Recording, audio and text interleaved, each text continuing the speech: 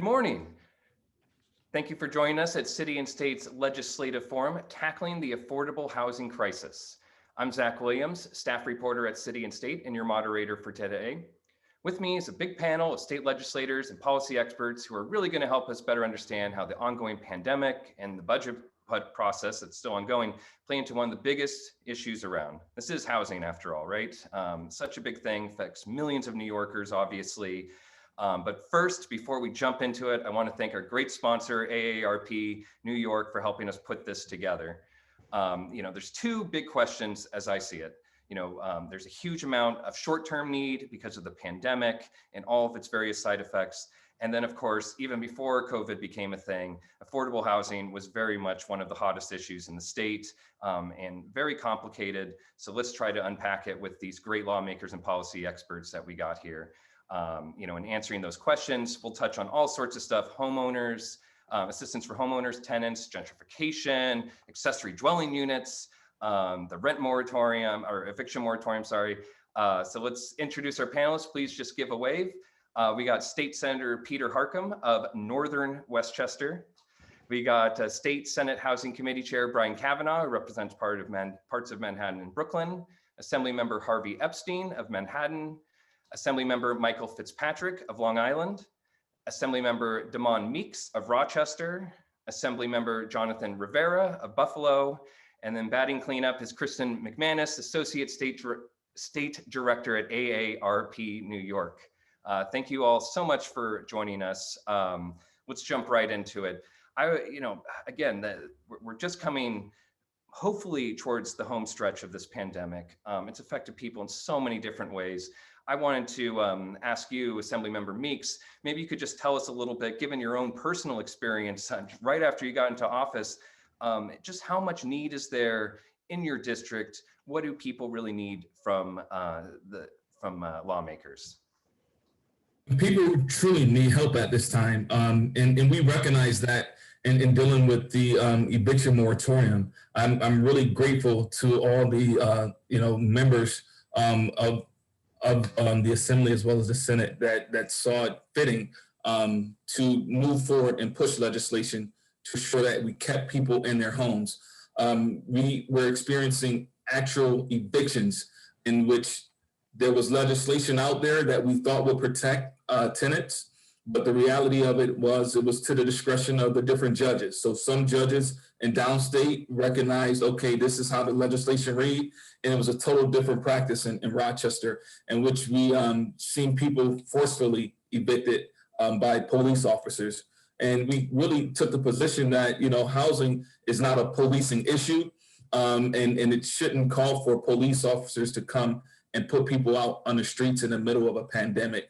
So we let our voices be heard. I was there witnessing this type of situation, decided to share it with the masses via social media, and ended up arrested in the back of a police car for about 4 hours, handcuffed. So, that was a tough situation, but it was an even tougher situation for a mother and her 3 children to be put out on the streets of Rochester in 18-degree weather. So, I'm really thankful to all my colleagues that recognize the injustice of putting people on the streets, in particular during a pandemic, and moving forward in a speedy manner and pushing legislation to protect people and keep them in their homes at this time.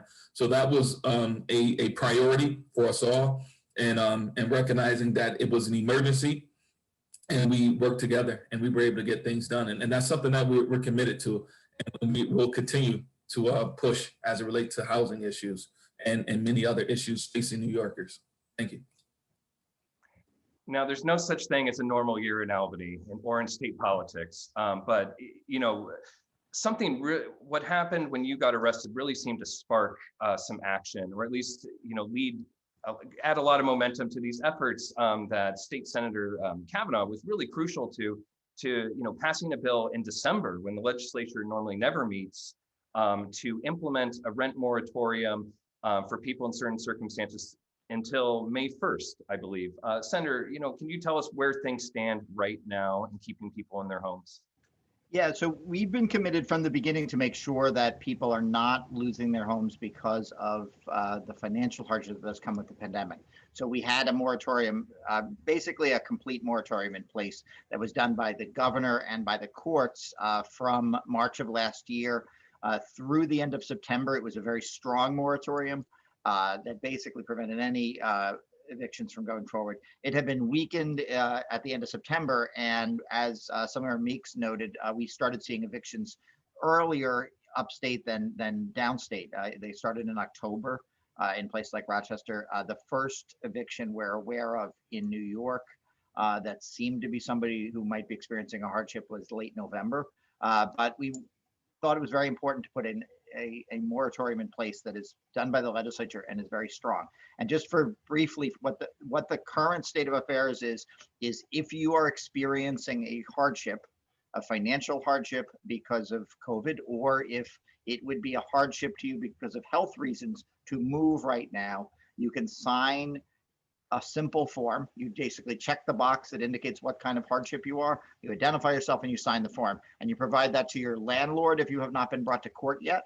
And if you provide that form, it means your landlord cannot even initiate a case against you. If you have a case and you provide it to the court, that it will basically suspend that proceeding. The only exception is for tenants who might be doing things that are causing danger to their neighbors in the building or other things. There's a limited exception, but it is the strongest moratorium we're aware of that any legislature in America has put in effect. The end date for that current system is May 1st. That was the date that was negotiated and decided upon in late December. But this is a public health measure, and so I think that it's important that the legislature continue to assess whether that moratorium needs to be in place longer. Based on what I know now, in the middle of March, I think we do need to extend it past May 1st. But that's something the legislature and my colleagues and I are going to have to discuss. So I want to kind of throw it out there for our audience. You can ask questions. Just go to the Q&A probably at the bottom of your screen to submit them, and we'll try to get them to our panelists as soon as possible. So now that we know kind of a little bit about where the need is and where we stand with the eviction moratorium, I kind of want to just throw it out there to the panel. You know, we're in the middle of state budget negotiations. What is an issue that you're really focusing on for your constituents? I'd be happy to jump in, but I want to give my colleagues an opportunity. You know, from a Long Island perspective, you know, the #1 budget item usually out here is aid to education for our school districts. That seems to be a very common thread among suburban legislators. And, you know, from a housing perspective, since we are talking about housing, you know, there will be, I think Brian is right. I think we will move the goalposts again from May 1st further out. And the reason we have to do that probably is the economy is not open yet. I think the best thing we can do for housing, Zach, is to start reopening this economy as quickly as possible. We are fast approaching herd immunity now. The rate of immunization is up. Yeah, we still have some you know, COVID out there, but the faster people get vaccinated, the faster we can open up the economy. Some other states are moving more swiftly than we are, and they're doing, I think, a good job with it. I think, in my opinion, we have been overly harsh. I thought, you know, a year ago, it's a little over a year ago, we all had our meetings with Dr. Zucker to brief us on what was coming. And you know, I remember during our briefing, he was very, very blunt. He said, a lot of people are going to die from this pandemic because of this virus. We're a lot smarter 12 months later than we were when we first started. And the best thing we can do for our seniors, for housing, for a whole host of issues is to get this economy open as quickly as possible.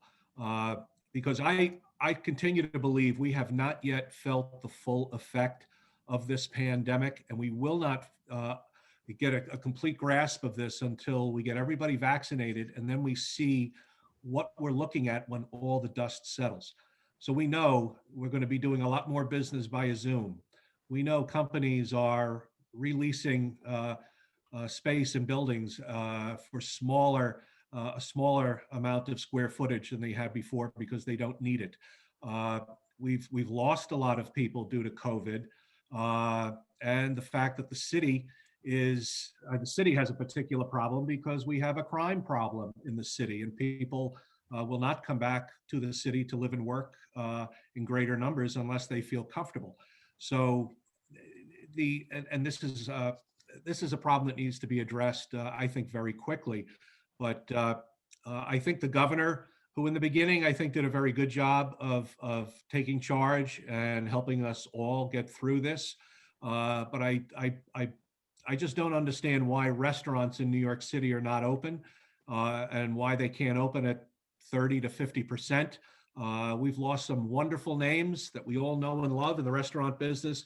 But the people who are hardest hit, especially in the Black and brown communities, are people who work in the hospitality and restaurant industries. And we need to open up so that they can get back to work, so that they can get back to paying their rent.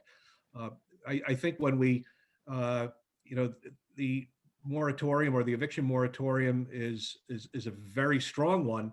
But I can tell you stories that come into my office from people who own one or two single family homes are renting them out. And you have people who are taking advantage of this, who can afford to pay rent and are gaming the system. And I don't, it's probably not a lot, but it's enough where I think we should have given judges some discretion so that games like this are not encouraged. And I think the current system does encourage people to game the system.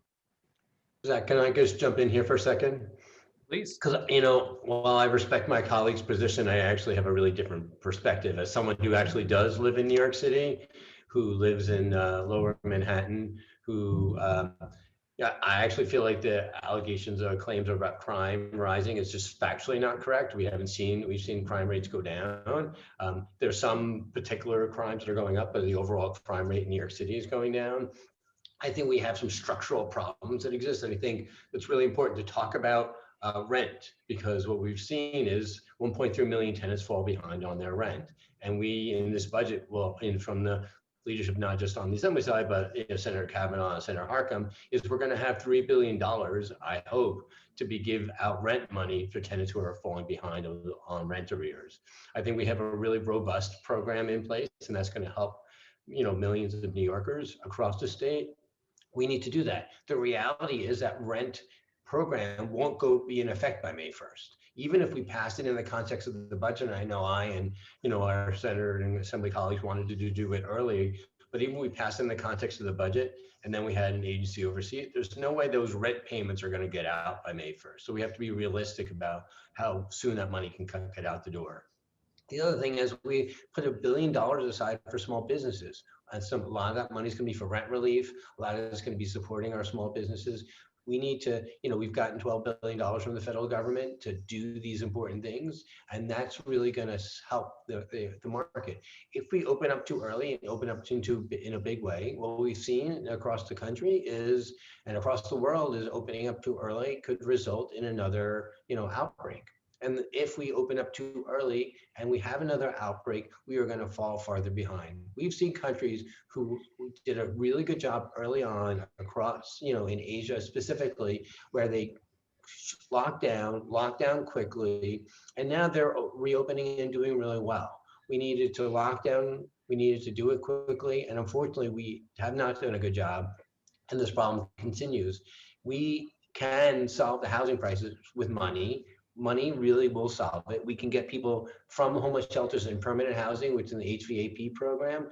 We can do, Senator Harckham and I are trying to do a ADU bill to try to help homeowners with the additional rental income opportunity. There are a lot of things New York State could do right now to advance housing, but it isn't just reopening. That's not the answer. The answer is using government resources to solve the problem that we created because of the pandemic and help businesses and help homeowners and help renters out in this crisis.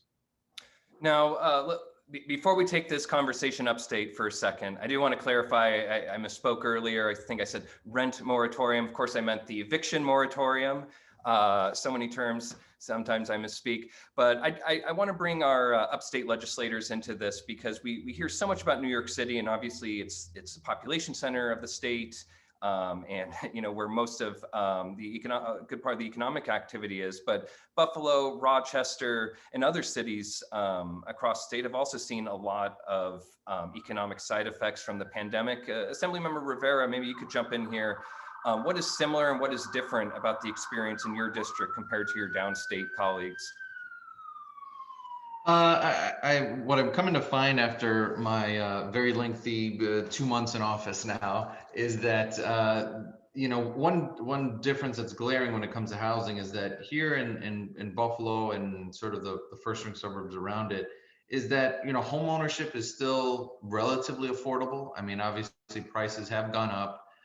The market is in such a way that houses are going for more than they would have because there's just fewer things out there. But in reality, I mean, when you compare what it costs to buy a home here versus in parts of downstate, it's still obtainable here. So what we're finding is, I guess, sort of twofold. One, our housing stock is old. I live in a house that was built in 1903, and that's not uncommon. I mean, we live in old houses here. So with old houses means lead. With old houses means materials that are outdated, and houses that are outdated, and that comes with an expense. But the other thing is that we here it's not uncommon for individuals to own more than one home, and it doesn't mean that they're super wealthy, but it's not uncommon to own a home and acquire another home for family or things like that. So we have some issues around landlords being able to just continue the upkeep of their expensive to maintain homes, not expensive because they're luxurious, but expensive because they're so old. So here the most calls I'm getting in my office about housing is really from homeowners that maybe they themselves have lost income because of COVID, or we're on a fixed income already and they're having tough times. And it means either that they're not able to pay their mortgage, or they're not able to keep up with the house that is, truthfully falling down on them. So, a new roof is expensive, even if you can buy a house that's relatively affordable, and a new boiler and a new whatever is expensive. So, I think that here, what I'd like to see us do is focus on, homeowner relief. That people that have been in these homes for many years, have been parts of the community for many years, and certainly aren't wealthy by terms that we would see in other parts of the state. These are often seniors, often retirees that own their homes, and know that they're coming against difficult times, and they're not exactly sure what they can do, what's available to them, how they can keep their homes. And as much as they can push back mortgage payments, and their banks many times will allow them, they know that that's just going to come back around on the back end. Meanwhile, their homes are falling into disrepair. So that's sort of a big thing that I'm hearing on my end. And Zach, I would just like to add that, we started focusing on renters, but homeowners are a very big part of this equation. And, in New York City, a majority of households are renters, but it is more evenly split throughout the state. And obviously in lots of the state, homeownership is the primary way people live. And just a couple of points. First of all, we have been concerned about that since the beginning. We did pass the strongest mortgage forbearance bill in the country. Unfortunately, as New York State, we can only regulate banks that are chartered in New York State and mortgage servicers that are chartered in New York State. But what it does is it says a lot of these forbearance program, as my colleague from the Assembly said, you get a temporary break on making the payments, but then they're going to come due at the end of the forbearance, which might be, now, or it might be 6 months from now. What we did is we passed a bill that says that you as a homeowner have a right to have your payments delayed until the end of the mortgage rather than the end of the forbearance. And that means, if you have a mortgage right now that lasts until 2030, you don't have to make those missed payments now until 2030. You also could, at your choice, spread them out evenly over the course of the mortgage. But that kind of aggressive step is something we were able to do for mortgages that are held by New York banks. We have urged the federal government to follow suit. There is a mortgage forbearance program at the federal level that has now just recently been extended by the Biden administration to 18 months. But the other thing is that the eviction moratorium is also a foreclosure moratorium. It's a moratorium on tax foreclosure as well as mortgage foreclosure. So short-term, homeowners should not be in jeopardy of losing their homes either from taxing authorities or from banks. And we are looking for ways to address the costs of homeownership. Both the Assembly and the Senate have put some significant amounts of money in for that purpose of state funds. And there is federal money in the most recent bill that's come out of Washington that is likely to come in significant amounts to the state. It's probably not enough to cover all of the homeowner costs out there, but we are really focused on that. One more thing, it's been a big fight in recent years to fund something called the Homeowner Protection Program. This is a program that basically gives everybody, if you are facing foreclosure or having, housing stability issues, if you're a homeowner, it gives you a right to counseling, perhaps legal representation as well, to try to address that. It's a $20 million program. It was zeroed out by the governor in last year's budget, and we restored it just before COVID, before we sort of shut down a lot of activities around COVID. And we're now, both the Assembly and the Senate have fully funded that again this year. So we really are trying to address homeowner issues just as we address renter issues. And of course, to somebody remember Fitzpatrick's point, a lot of homeowners are people who also have a tenant or two and paying all of the rent. Our goal is to pay all rent arrears for anybody who struggled during COVID, and that should help homeowners and building owners and small landlords as well as tenants. Yeah, Zach, if I can just quickly jump in and thank you, Senator Kavanaugh, for talking about the Homeowner Protection Program. That's something that we've been supporting for many years and keep having to come back to the table to make sure we get that funding. One of AARP's really overarching priorities is to allow people to age the way that they want to. And we know overwhelmingly that's in their homes and communities. So all of these things that we're discussing, these eviction moratoriums, the mortgage forbearance, help for people to, if they find themselves in eviction or foreclosure, be able to go to the justice system with the counsel that they need. Finding all these different programs for funding, the Housing Access Voucher Program that I know Senator Kavanaugh has been championing. But while we're talking about budget priorities to meet our constituency, I would really kick myself if I didn't mention one of the most important things to keeping older people at home is to give them services and supports where they are and keep them out of long-term care institutions. So I just thank you to the Senate. They gave us $27 million in their one house to the State Office for the Aging for these programs. Really hope that the Assembly can meet us there and put that in the final budget. But I know we have such a committed group here who really understand these issues. So thank you all for all your hard work on this.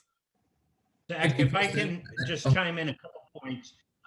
I think my colleagues covered a lot of it, in the lower Hudson Valley, rental arrears, foreclosure issues, the affordability issues. One of the things that we've done to address high property taxes and seniors on fixed income is we put in a circuit breaker for the first time to about $450 million. It's not enough, but it's a beginning. It's a stake in the ground of, I think, something that's long overdue. We've got some of the highest property taxes in the country, and we need to look at how we address that. And part of that is on the education side, is increased state education funding, take the burden off of local property taxpayers. But one of the things that is not going away after the pandemic are kind of the bad fundamentals. In the lower Hudson Valley, you have very high land costs. We mentioned the high taxes. You have a shortage of affordable units to begin with. Westchester County just did a study. 82,000 units is the need, with a need to build 12,000 new units. The lack of infrastructure. We are the east of Hudson watershed, the drinking source for 1 million New Yorkers, and lack of infrastructure. Much of it is on septic, so it's really hard to get the approvals. NIMBY is still a big issue when it comes to affordable housing. Local municipalities putting up blockades. dragging their feet, dragging the process out for years, driving up costs. So a lot of those fundamentals have not changed. And those are the kind of things that we're going to have to work on long term if we're really going to improve affordability and expand housing options in the lower Hudson Valley. So now I want to put out another question to everyone. Most of you, except for Kristen, but this also applies to you, are elected officials. How many of you have had somebody call and say, I heard about XYZ state program, but I can't figure out how to apply? Has that ever happened to anybody on a rental assistance program maybe, or something else? We've seen that implementation and the vaccine distribution process, for instance, is so important in bridging between the plan and actually helping people. So what are the implementation issues we've seen out there? I remember Senator Kavanaugh, when you were passing your bill in December, we were talking about language access, making sure the forms were in in Chinese and Spanish and so on. So I'm throwing it out there. What are the implementation issues out there you've seen, and how can we do better? Yeah, if I may just begin, we, as you note, we had a previous rental assistance program. It was a very limited program. It was about $100 million. This program is about 30 times as large as that. So we really do recognize that you need a full-fledged outreach plan. If there are really 1 million households out there roughly who are experiencing difficulty paying their rent, the challenge, as much as it's been a challenge to kind of design a program and get the funding, is going to be getting the word out, getting people to be able to apply, and then processing those applications in an efficient way. So our bill that we've been talking about requires access in people's language. It allows landlords and tenants to apply jointly, basically, so that when in the prior program, if the tenant applied, one of the things the state had to do is then go find the landlord and figure out how to make the payment. We are encouraging people to apply jointly with landlords so that they can, so that the landlord's information, the tenant information can be all together and can be processed more efficiently. We're also proposing to permit nonprofit organizations to submit applications on behalf of tenants. We are proposing that the program that it be possible to apply for this program by telephone, not just on the internet or by mail as the previous program worked. And we're insisting that there be really robust outreach across the state, that both the state and localities have plans for engaging with organizations that know their communities, that know how to get in touch with people and get them into this program. We're also designing the application process such that it won't be so onerous, that people can self-attest to certain elements of the application as necessary, so that they can get the application complete quickly, that the state can review certain documentation and then can proceed to make payments as quickly as possible. And that will help, obviously, tenants who are struggling and experiencing great anxiety over unpaid rent, but also landlords who need this money to make, to maintain their buildings and pay their property taxes and their mortgages. I would say here in Rochester, we were intentional as far as the city and the county working together, looking at different employees who could assist as navigators in assisting people with, the different programs that were out there. We actually had librarians throughout the city and the county that assisted with these efforts. So they became navigators. And for all of us as senators and assembly persons, we also have, navigators in our offices. So, if people are having a real struggle as far as navigating the system, they can call any of our office during our office hours, and we'll have people that's there that will assist them and point them in the right direction as well. Kristen, I imagine you've dealt with some folks that might have technology issues, maybe broadband or something else. How has that affected people's ability to stay in their homes? Yeah, absolutely. I mean, we've been working this budget trying to increase access to affordable internet and broadband access. But I think this issue that we're seeing, isn't just related to COVID. We hear from people all the time about programs like SCREE, right? Or even other, benefit and safety net programs like SNAP. And we really need to do all that we can to make it as easy as possible for people to access these programs, for people to re-enroll in these programs, and have robust education and outreach, and help to get older individuals access to all of these really life-saving benefits that help keep them healthy and safe at home. Good. I mean, the issue for older. Oh, go ahead. Go ahead, Harvey. I mean, the issue for older New Yorkers applies across the board. Like, We get calls from people who don't know how to use computers, so they can't get a vaccination appointment. We hear people who don't understand how to apply for rent relief. This is an ongoing problem. There's language capacity issues, but there's technology barriers that continue. So I think we had an agency problem before we went to HCR, the housing agency, to do the rent relief. They didn't do a good job there, and it's clear that they weren't the appropriate agency, and the program that we crafted was not a good program with a goal. I hope through the budget context and through the Senate and Assembly leadership, we create a program through a better agency, through a better system, using the OTDA system already in place, where people who need financial help can get it, and then we have an application process that we can process pretty quickly. So the HCR waited 4 months to look at this 92,000 applications, only approved 15,000 of them. It was a really laborious, onerous process, and I think we need to go to agencies that know how to do this better. And then we also need to use what Damon said, Someone Meek said, which was we need structural support. Our nonprofits, our libraries, our schools, our systems, and like really energize them and engage them in this process, because we're going to need everyone on board to make it happen. And Zach, to Harvey's point, we are proposing that this program go through the office, the OTDA, which is the agency it's the state agency. It has a branch basically in each county, and it is an agency that has experience cutting really large volumes of checks to large volumes of people. One challenge, though, is that many people who are eligible for these rent relief programs are not people who have previously been in touch with that agency. There are a lot of people that were comfortably middle class at the beginning of the pandemic, and they lost their livelihoods, and they're now struggling with their rent. So there is going to be a tremendous effort necessary to connect people with this program. But we had good success after some very initial difficult times with the unemployment assistance program, which all of our offices were inundated with people who couldn't get access to that. Most of our offices were kind of converted into branch offices of the Department of Labor, but we managed to get many, many thousands of people those benefits, and that really was a lifeline for a lot of people. So we're about halfway through. So we've talked a lot about the pandemic and the state budget and what we can do short term.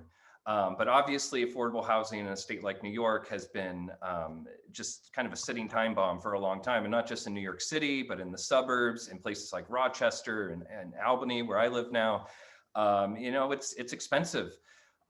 So, who wants to kind of start us off?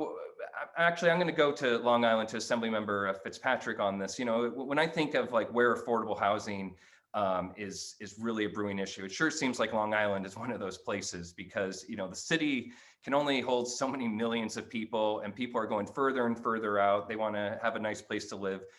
What do you see as kind of the starting point for addressing the long-term affordable housing needs in a place like Long Island?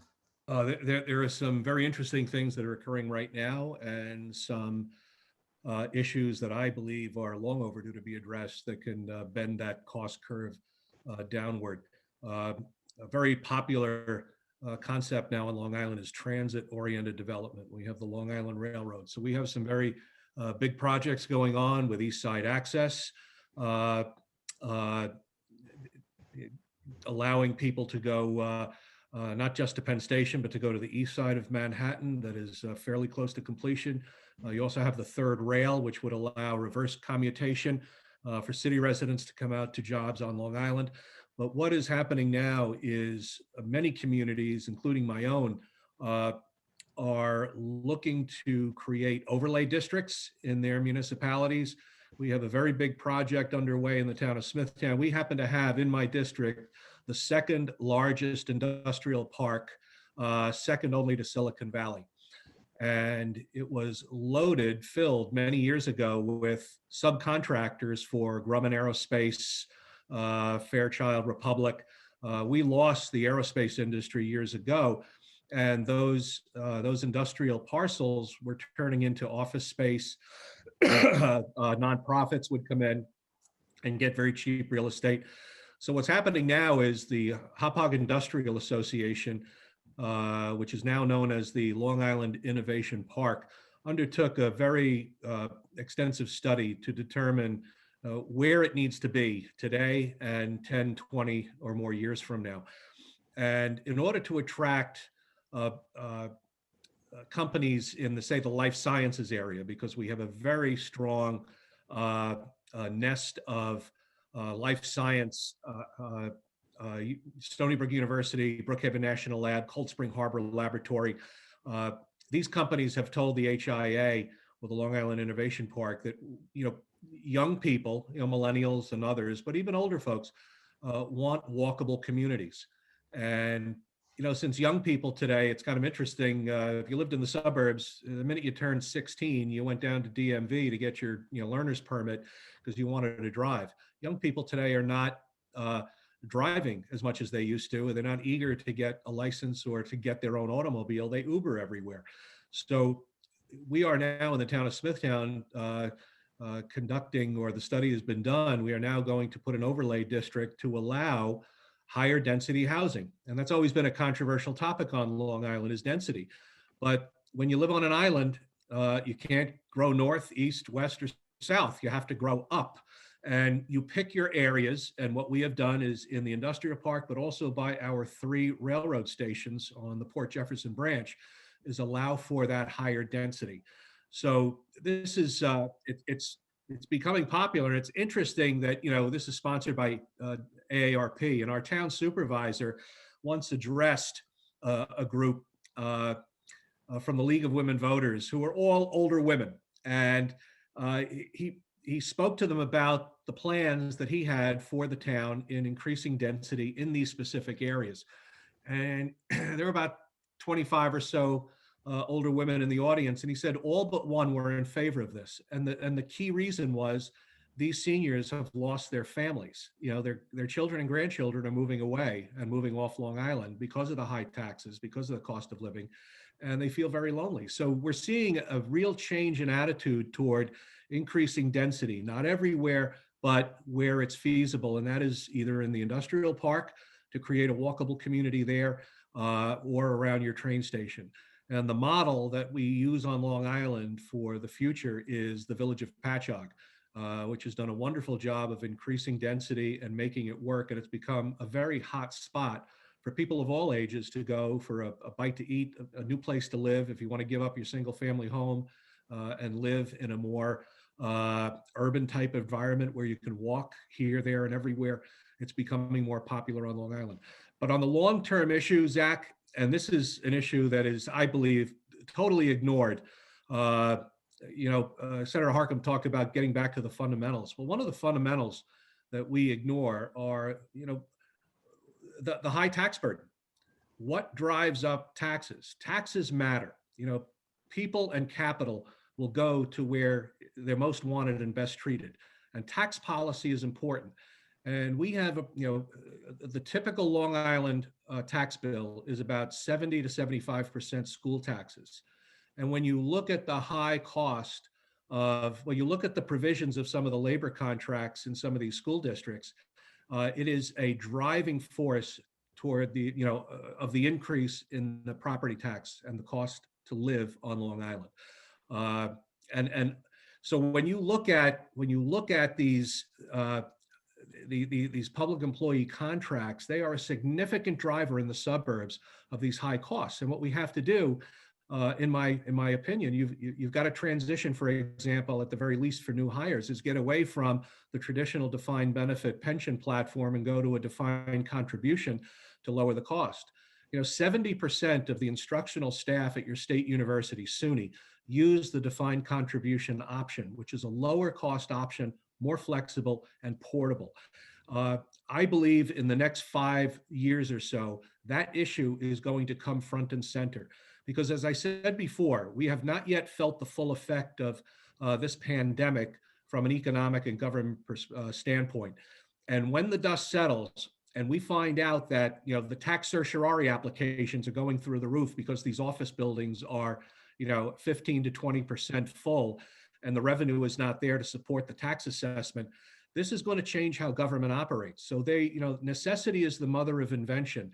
So you're going to see different housing options and the creativity, and AARP has come out with some options that they'd like to see pursued. I fully support all of these to create opportunities for seniors and all people. I mean, even the LGBTQ community has some exciting housing programs that they're and developments that they're developing here on Long Island for that community. I saw someone on the chat raising that issue. So there are some exciting things happening, but if we don't deal with the structural cost drivers that are driving the tax burden, we're just chasing our tails, and you're going to continue to see the costs increase, and we're running out of money. I mean, how much more debt can we put on the federal taxpayer, to bail, this out? It can't go on forever, and it won't. So we dropped the M word, the millennial. I'm guilty of that, and I think there's at least one other millennial, maybe 2 or 3 on this call. But if I'm going to put on not just my millennial hat, but my real estate hat, I'd say there's some cities upstate with good bones, right? Buffalo, Rochester, beautiful buildings. Ones had very big populations that were much larger. And right here, we have a real life millennial lawmaker, Assemblymember Rivera. If I'm not mistaken, you're a millennial. Tell me a little bit about what you see is needed. A lot more people could live in Buffalo, that's for sure. It used to be one of the biggest cities in the country. How can we get cheaper living out there for people? It's interesting. So, Buffalo is a city of about 220,000 people, and in its height, it was hundreds of thousands more. And truthfully, it wasn't that long ago. It was, wasn't in the 1800s. It was still like in the 1940s and 50s. But what we saw was just people, just extended and went out to the suburbs. So, like a lot of other upstate cities and Rust Belt cities, we saw a lot of people leave Buffalo and move to the suburbs. Ironically, they left the city. Still living within Erie County, which is like a 920,000-ish person county, so it's a big county. They did so to go into municipalities where they would pay higher taxes. People moved out of the city of Buffalo to move into first-ring suburbs, not because the amenities were nicer or because the housing was nicer, simply because, and not because it was cheaper, because like I said, taxes were higher. It's because they truly believed that the school systems were better. And I think, we have sort of a gap in that, maybe folks my age aren't having as many kids as they used to. So maybe that's part of the draw. But people that are looking to settle here with families still aren't moving into the city as much as they would, because there's this sense that the school systems are just better in the suburbs. I'm a product of the Buffalo public school system, so I don't subscribe to that. But that's a big driver. Because taxes are relatively low, property taxes, that is, in Erie County and in the city of Buffalo. Like my colleague said, the majority of taxes sometimes that people are paying are school taxes, and they see that whether you're in Suffolk County or whether you're in Amherst, New York, or anywhere else. So I'd say there's that. There's that, but then I'd also say the people that are moving in, I'm finding, into the city, tend not to be millennials. They tend to be older folks that are leaving the suburbs. They're empty nesters, and they're coming into the city because, granted, this was pre-COVID, and they were coming into the city because it afforded them a life and an environment that they didn't have in the suburbs all these years. You have people that build up a lot of equity in their homes, and they sell them because maybe they don't need a big home anymore, and they come into the city because this is where the theaters are, and this is where the arena is, and this is where the restaurants are, and you get closer to Canada from here. So it's an interesting predicament that we have young people moving into the suburbs, older people starting sort of a second life in the city, and then the only other sort of grouping of people that are coming into the city and filling our vacant homes, because there's a lot of vacant homes here, are actually refugees. Buffalo's become a big refugee resettlement city. So we have one of the biggest Burmese populations in the country here in Buffalo, which 10, 15 years ago, people that live on the street that I'm on right now probably couldn't have pointed to Burma on a map, and here we are, and which is great because it means that our neighborhoods are filling up. It means that our houses are filling up. It means that houses are on the tax rolls. It means that communities are becoming more diverse, and where there's more diversity, there's more momentum, and where there's more momentum, you'll find success.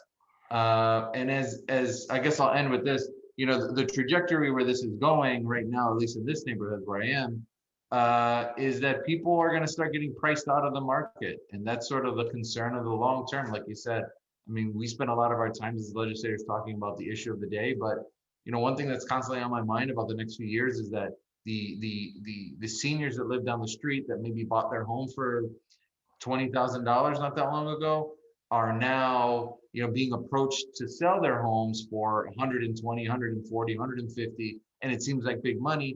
But when they sell, because perhaps they're in their own sort of financial situation, they can't afford to move into another house because now houses are costing 200, 220, 230. So we're having elderly folks and folks that have just simply been in the neighborhood a long time getting priced out, which is just, something we all have to kind of think about now, how we're going to put in our shoulder on what gentrification does to communities. So we're running out of time. I'm so sorry, Kristen, we're running out of time, but everyone will have one last chance to speak, I promise. But I did want to just put it out there, and maybe I'll put this to Kristen actually, and maybe Harvey or Assemblymember Epstein might jump in, is, we talk about affordable housing and then there's affordable housing, obviously people that are middle class, maybe even people that are better off than middle class have taken some hits during the pandemic, but it's, it's the truly impoverished who are obviously the most vulnerable, right? And oftentimes when we talk about affordable housing, sometimes you need to still make 30, 40, 50 or more $1,000 a year to qualify. How can we get housing assistance to those people who are like below 40% of the area median income, if I am getting my AMI acronym correct? What are your thoughts, Kristen? Well, I think that, the legislature has done a lot of work already towards getting this rent relief and different programs that are out there. And while it's not specifically a program with rent relief, I really just want to take a moment and stress the importance of accessory dwelling units and the great work that Assemblymember Epstein and Senator Harckham have done with their really comprehensive bill here, because this is a proposal that can help alleviate so many of the issues that we talk about when we talk about affordable housing. It can help homeowners get some extra income, offload their property tax burden. It helps older adults be able to stay independent in these, homes and close to their family members and their community. It really helps to alleviate segregating our communities by providing more of this really affordable housing stock. And just, while we're talking about all of these issues, if it's not enough of a motivation to be able to keep older people in their homes and communities because that's where they want to be, just the economic impact of older adults contribute nearly 43% of the overall state GDP. In 2018, they contributed $72 billion in state and local taxes. So finding ways like these accessory dwelling units where we can keep people in the community, continue to contribute to the community is so important. And I'll also mention that Assemblymember Santa Barbara has this great proposal where he'll allow loans for people who want to build these accessory dwelling units to older adults. So I really just want to highlight that this is just a really simple and comprehensive step that we can take to make radical changes to the availability of affordable housing. And since I want to make sure everyone has a chance to leave some last thoughts, let's go to Assemblymember Epstein. I can't think of anybody who really represents a district where housing is crazier than in your area of Manhattan. Lots of people, I'm sure, have bought their houses really cheap decades ago, now are struggling to stay in. There's a huge influx, tall buildings. All in all, please just take a minute. We're running out of time, but tell, how can we make housing more affordable? What's one concrete way that comes to mind? Well, I think I would give you 5 if I can do it, okay? Because I think Kristen set up Pete's my ADU bill. I think there's a really good, that's an important path. I know Senator Harckham and I are going to keep pushing on this. The idea that my mom, who owns a house, on Long Island, honestly, and that she's, I was raised there, she's there alone, has a second story in the house that's been empty for 30, 40 years, could create, company for her, a source of income, and another unit. These ADU laws across the state could really be impactful. We would be able to bring hundreds of thousands of affordable units on the market, bring company to seniors who are living in these homes, help people who are struggling to make ends meet. It's a really good way to do it. And with financing available that we should get, it'll help people do the conversions that we're talking about. The second is we need a real 5-year housing plan. We've been pushing the governor to have a 5-year housing plan and to have real money to put another $3.5 billion aside for the next 5 years to really have resources. It would be helpful once we pass this ADU bill to have those monies available for homeowners, but it allows us to do other things like in my district and probably Senator Kavanaugh's district, we're going to see a lot of conversions from commercial to residential. How do we have resources to do that? How do we do that in a way that creates a deeply affordable housing at 30 or 50% of AMI? It requires the state to step up with a real serious commitment because the buildings are there. We just need to make sure the residential housing is going along with it. And that requires a ADU 5-year commitment. Third is this issue of land trust. So I'll be quick around land trust. It is a way to buy land. We've been talking about it. We're talking about it in mobile homes. We're talking about it across the state, like taking land, having government buy it, and then making sure long-term affordable housing is on the plan. I'm sorry, too long, but I think those are really good things that we can do right away that doesn't cost a lot of money. That can get us hundreds of thousands of units quickly. Fastest crash course in land use trusts I've ever heard. Senator Harckham, what is your takeaway for affordable housing today?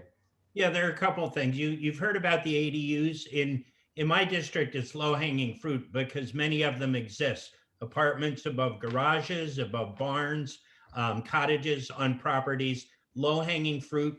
Some of our municipalities have very good laws, and we're working with them to see how our law can work with their law, but many don't. And many put homeowners through great turmoil if they try to bring them online. And that's what we're trying to do with this law. The other thing, particularly up our way, we need is infrastructure. Many of our downtowns and our hamlets are lined with 2- and 3-story buildings. Years ago, those upper floors were apartments, but because of septic limitations and watershed limitations, those are now office spaces because of water use and the absence of infrastructure. So if we really want to bring affordable housing back to our downtown main streets, we really need to think about a strong and a cohesive infrastructure program in the watershed. Interesting. Assemblymember Meeks. All right, I want to follow up with Assemblymember Epstein. He touched on real money. So let's talk about real money. So one of the things that we introduced was the PIT, progressive income tax. And we can't forget about Ione. I don't think that we went far enough in the Senate or the Assembly in generating real new revenue for the state of New York. And when we talk about real new revenue, one of the challenges that we often hear from the counties and we often hear from homeowners as well is increased tax, property taxes.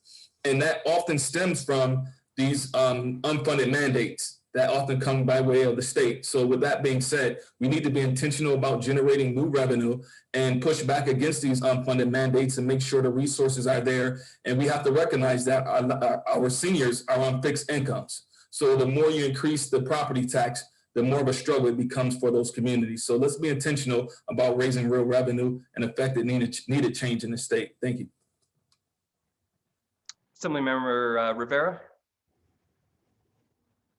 I guess the only thing I'd add that's different from what everybody is saying, because everybody is making really good points, is one thing I'm finding, and again, still sort of learning it all, is I feel as though there are programs, there are plans in place, there's money, let it be from HCR or other departments that touch these sort of subjects that are just not out there. They're just not getting to where people need to go. I mean, we talked about it early on in our time here in the Assembly, that the rent relief program and the amount of money that's still on the table, and we can have conversations around, well, it's restricted to this and you have to make below this and all that. But I just feel as though there's still money on the table in a lot of different ways that just isn't getting spent. It's not getting to people. It's not getting to where it needs to go.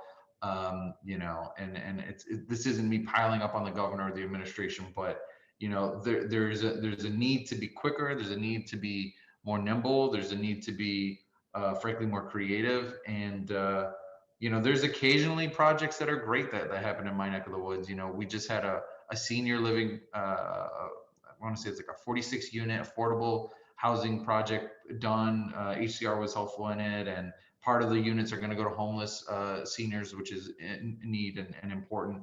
But I just feel like those sort of things are few and far between. I just think that there's a constant, push, and that's, I feel like one of the duties of an assembly member or a senator is just to sort of keep their eyes on not just that money gets allocated, the money's in the budget for X, but it's that X is getting spent, and X is getting spent on what it should. So, I'm sure every legislature has had this fight with every governor, but I just think that this is an ongoing thing that we have to, perhaps now more than ever, be vigilant of with the increase in federal funding that we're receiving, and making sure that just money gets to where it has to go, and it gets to the people that need it the most. And we'll pivot here to Assemblymember Fitzpatrick, who we must recognize is especially brave today to be the lone Republican on a panel with, I think I'm counting 5 Democrats. Well, I'm lucky to be among friends. What are your parting thoughts? Thank you, Zach. I just want to share with you a story. My perspective is more suburban than urban, but it affects the entire state. So I have a very dear friend up in Tonawanda, New York, not far from Mr. Rivera's district. And he and his wife are retired phys ed teachers. And they probably have a combined income in retirement of close to $250,000. And we spend a weekend in Florida, he and I and my brother and a couple of buddies, and we've had discussions about, what's happening in New York, et cetera. And he had a good line. He said, home values are not rising very quickly in Buffalo, in my area. And he said, we don't talk about, how well we're doing, when we gather with neighbors and things, because it's a sensitive subject, because, the public employees do very well in Buffalo. And he said a very interesting thing. He said, what's good for me and my family is really hurting my community because of the tax burden. So when we talk about low-hanging fruit, there are a lot of good ideas out there and a lot of good programs. And now with federal money and other money coming in, we're going to be able to, I think, meet some of these needs, and I think very effectively.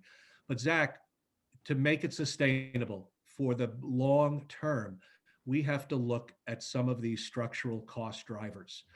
And I firmly believe that within a decade, after the dust settles from this pandemic and we see how many aspects of our lives are going to be different, our living patterns, our shopping patterns, our work patterns, and at the effect on the economy and state and local coffers, we're going to need to change some of these long-held practices. We're going to need pension reform. We're going to need to economize in government. We have, because of the generosity of these contracts and these benefits, we have more employees actually than we need.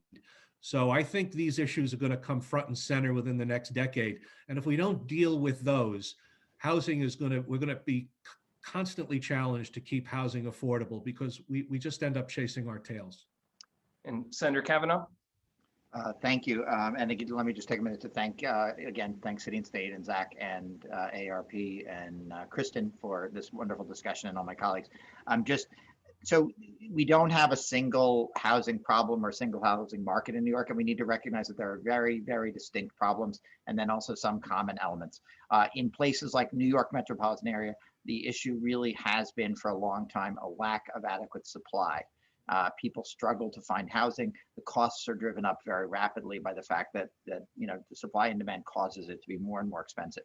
We need to. I'm going to agree with something my colleague, Senator Fitzpatrick, and I don't agree on certain things, but I want to agree that finding ways to encourage additional development in the suburbs of places like New York City is really important, particularly around transit. The accessory dwelling unit proposal, Senator Harckham and Senator Epstein are part of that. But the suburb of the New York City area produces less housing than we need. And the suburbs, the New York suburbs in particular, Westchester and Nassau and Suffolk, produce less housing than even the Jersey suburbs of New York because of more restrictiveness in New York. We need to find ways to increase housing production. We also need to look carefully at the tax proposals and what the tax incentives we provide and what they are incentivizing. One of the biggest expenditures in New York on affordable housing is the 421A program. It is a program that gives developers no taxes for very long periods.